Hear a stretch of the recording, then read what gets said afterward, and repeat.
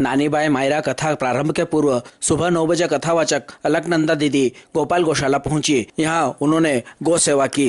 इस दौरान आपने गौशाला व सभी गौ सेवकों की प्रशंसा की। गौ भक्तों द्वारा दीदी का दुपट्टा, पगड़ी, माला पहनाकर स्वागत भी किया गया। कुष्मांडा माता की, विशाली माता की, महागौरी माता की, सिद्धार्थी माता की, भद्रकाली माता की, कामधेनु माता की, सांवरिया से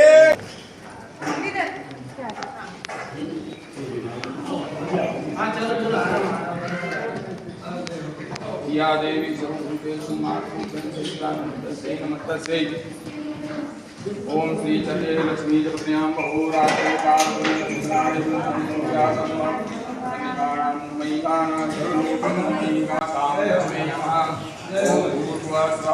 महालक्ष्मी कमलधारिणी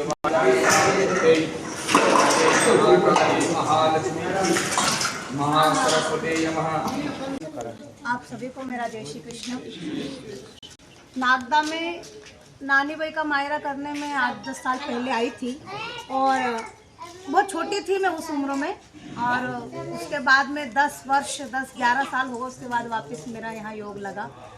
तो नानीबाई का मायरा चल रहा है और होली का समय था, तो मुझे लगा कहीं ना कहीं जनता का भी एक अभाव है। शायद जो नागदा की जो जनसंख्या है उसके हिसाब से मैंने सोचा कि नानीबाई का मायरा वैसा हो नहीं रहा। जनता का एक अभाव गया, व्यवस्था का अभाव गया। मुझे लगा कि ये कथा कहीं ना कहीं असफलता की ओर जा रही। लेकिन आज गौ माता के श्री चरणों में बारंबार मेरा प्रणाम है। इस गौशाला में आकर मुझे लग रहा है कि नानीबाई के मायरे की कथा सफल हो गई है। गौ माता के दर्शन हो गए। यहाँ आमंत्रित करने के लिए पहले तो पूरी गौ माता की जो पूरी समिति है यहाँ की गौशाला की, सबका मैं आभार व्यक्त करती हूँ। हमारे आदरणीय वर्मा जी और साथ में जो सभी लोग हैं जिन्होंने मुझे यहाँ पर आमंत्रित किया, उसके लिए आभार सभी का। और गौ माता के लिए तो मैं क्या कहूँ, और आप लोगों के आगे क्या कहूँ जो पहले से ही गौ माता की सेवा में लगे हुए हैं। निरंतर सभी जानते हैं कि गौ माता वो हैं जो अन्य किसी जीव में आते ही नहीं है।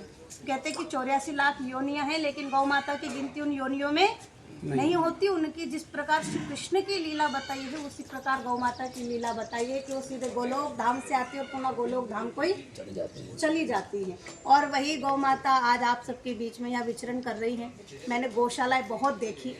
10 साल पहले तो मैं नागदा में आ गई थी और उससे पहले से मैं कथा कर रही हूँ। और ईश्वर की दया है कि जगह जगह संतों के आश्रम में और गौशाला में जाने का योग लगता है। और मैंने कई जगह पर गौ माता की गौशाला के अंदर भी बहुत दुर्दशा देखी। रोड पे और बाजारों में जो हो रही है वो तो ठीक है, लेकिन मैंने गौशाला में भी दुर्दशा देखी। और गौशाला के नाम पर भी मैंने कई जगह पे अव्यवस्था देखी है।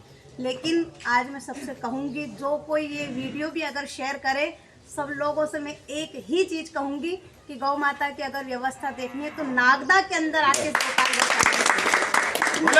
भगवान की जय। आप सभी का बहुत बहुत आभार, बहुत बहुत धन्यवाद इसके लिए। आप सभी को जय श्री कृष्णा।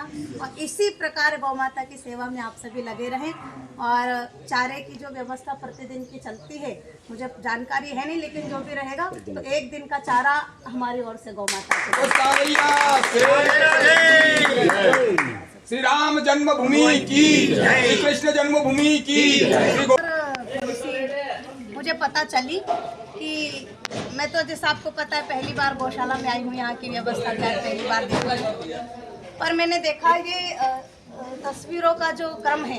मैं खुद भी जहाँ कथा होती है और जो दानदाता रहते हैं, मैं खुद चाहती हूँ कि उनका नाम हो और सबके बारे में, अच्छे लोगों के बारे में चर्चा होनी चाहिए।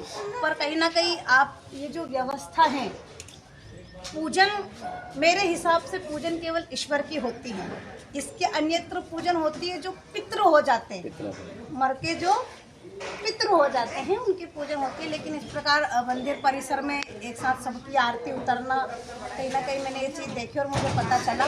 तो निवेदन कर सकती हूँ मंदिर समिति से कि थोड़ी सी इस व्यवस्था को, जगह बहुत बड़ी है और ये नहीं कह रही हूँ कि बंद कर दे। दानदाताओं की जय जयकार तो होनी ही चाहिए जो जो करें, लेकिन उसकी व्यवस्था थोड़ी सी अन्यत्र इस प्रकार की आप जमा लें कि मंदिर परिसर से थोड़ा सा है ना, वो सुव्यवस्थित हो जाए। वहाँ पे केवल ईश्वर की पूजन हो। जितनी तस्वीरें लगाएं भगवान के लगाओ, गौ माता के लगाओ और उनकी खूब आरती उतारो और खूब पूजन करो, उसमें भी निश्चित कल्याण है छुपा है। तो मेरा निवेदन है आप सबसे इस बारे में विचार जरूर बोल करें। श्री कृष्ण कन्हैया लाल की